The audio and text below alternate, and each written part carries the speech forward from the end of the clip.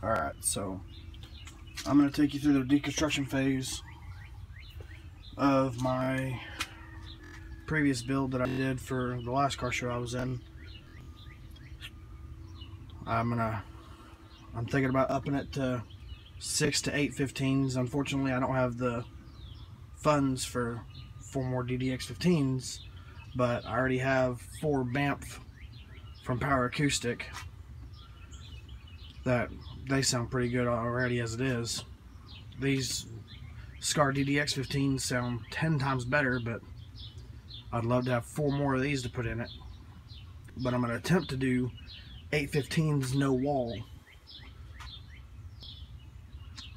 and on 16,000 watts, 2 Soundstream AR 8000.1Ds. They're pretty good. I'd like to get some some Scar amps, some 2500s or even some 3500s. A couple of those would make a little bit more sense, but right now it's just a sloppy mess. I'm just in the process of tearing it all down.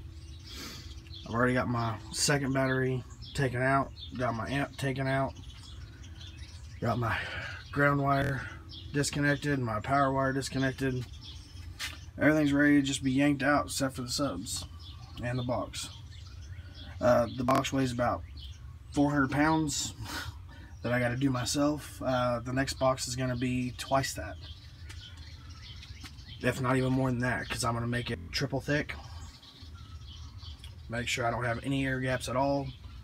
I've done all this stuff myself. I'll take you guys through the next build process,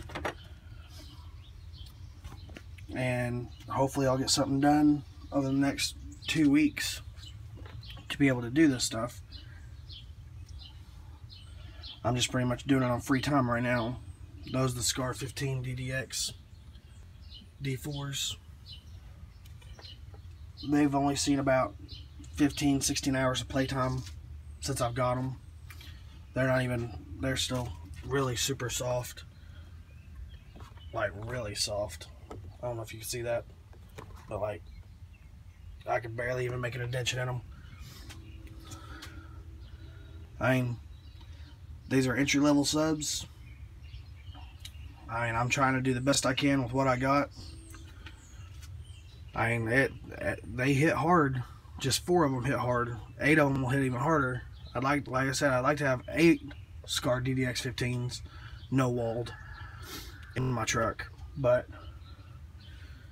I mean, right now, it's not feasible. I don't have the money, so it's pretty much just up in the air. I'm debating whether or not just to throw my Power Acoustic in here as well. Do 4 Scar up front, 4 Power Acoustic in the back. That way I don't destroy anything. There's a big wattage difference. They're supposed to be able to handle 3,800 watts. These are each rated for 1,000 watts RMS. So I mean, it is what it is. But the Banff series, they've held up to everything I could throw at them last.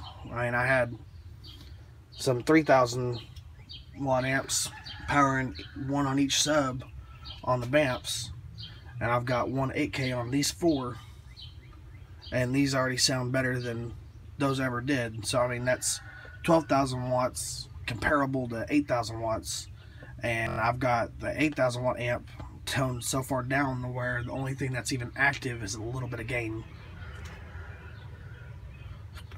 So I mean, for anybody looking to get into this stuff, I mean, it's a blast. I enjoy it so much. I mean, this is my daily driver. My kids ride in this car every day. I pick up my daughter in my Yukon. I mean, it's a Yukon XL, so yeah, I've got the extra room in the back.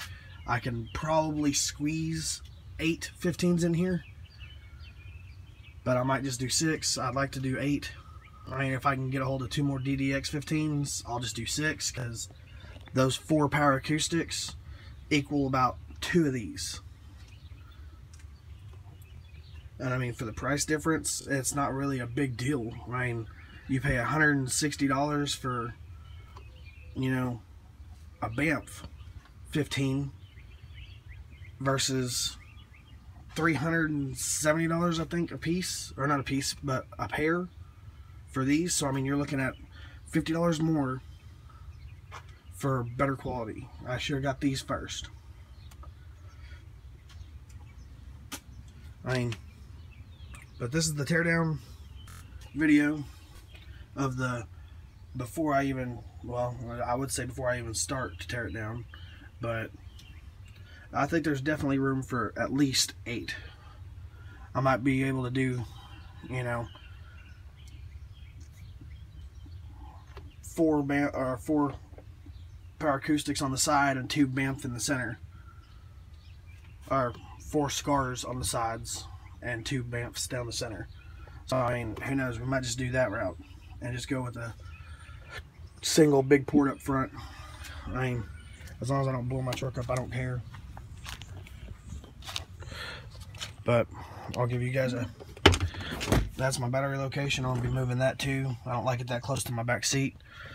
Those are my ports right now. They're really big ports.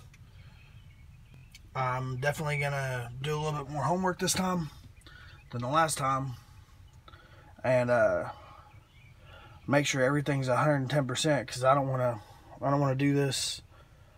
This is gonna be the 3rd rebuild in probably about 5 months. So I mean, I just got these subs. That's the whole reason why I did the rebuild last. I was just trying to make the other subs sound half decent, but this is the 3rd rebuild that I'm doing, and hopefully it's the last one for a while. I don't really want to rebuild the box again after this. I want to, unless I get four more 15s, 4 more DDX 15s. If I do 4 more if I get 4 more DDX 15s, I'm definitely gonna rebuild the box, no matter what.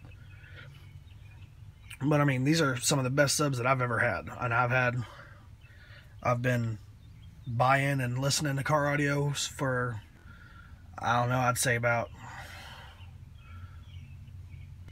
12, 13 years now. But these are some of the best subs I've ever had. And I will say this, Scorpion makes some of the best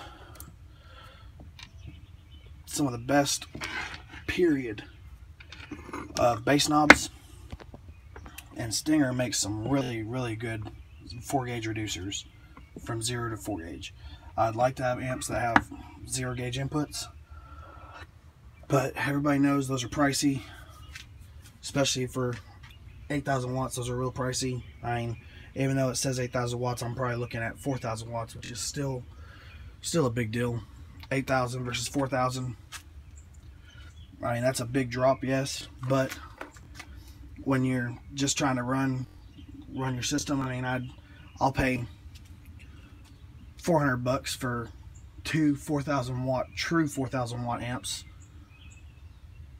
So over, you know, $1,700 for one 8,000 watt amp. I mean, it's a big price comparability. I mean, Soundstream, their AR 8000.1Ds, they're good. I mean, as long as you don't push them too hard. I think I had it at the last car show. I had it going. I had it at 1 ohm, and it's 1 ohm stable. But I had it at 1 ohm for. I got there at 8, didn't leave till 3, so 8 to 3. I mean, that's 7 hours non-stop playing the entire time I was there. And I mean, it literally non-stop played the entire time I was there. I mean, I really don't know what else to say other than the fact that I'm about to get busy and get this all teared down. Rockford Fosgate, they make some really good door components. That's what I have on my doors. I got some Rockford Fosgate P131 R3s, I do believe is what they are. And yeah, I'm running it off of a Soundstream 400 watt amp, 4-channel. So I mean, they're rated for, I think it's like 150 watts a piece on the door speakers. And I'm about to have some 400 watt tweeters, some big old super billet tweeters. I'm about to install those as soon as I decide where I want them. And I'm thinking about fiberglass resining my entire top of my truck. Everything in my truck's been done by me, guys. Everything. I've done everything from the box work to the custom design to the metal flake on all the design. I don't know if you can see that. To the metal flake on all of it. I've even done my vents. My vents are even done. Here, I'll even show you all those. My vents, my dash. My vents are even done. You guys gotta match. My lights, those are done. Everything in my truck's done. My door panels, even my locks. I've got over 100 hours just in the detail work of my truck. But yeah, I know I'm gonna get some flack for all this, but Scar Audio, I like Scar Audio. I like what they've done so far. I've seen nothing wrong with what they've done at all. These things, they breathe. They don't. I had them playing for like 7 hours, guys. 7 hours at, like, I wouldn't say full tilt because they hadn't hit the break-in period yet, but I had them going pretty hard. And my amp didn't get hot, which a 4,000 watt, 8,000 watt amp powering 4 beefy subs like this, in the heat. On top of that, for 7 hours, my amp didn't get hot at all. Not at all. I'm about to add some fans because I'm putting 2 in here now. But my amp didn't get hot.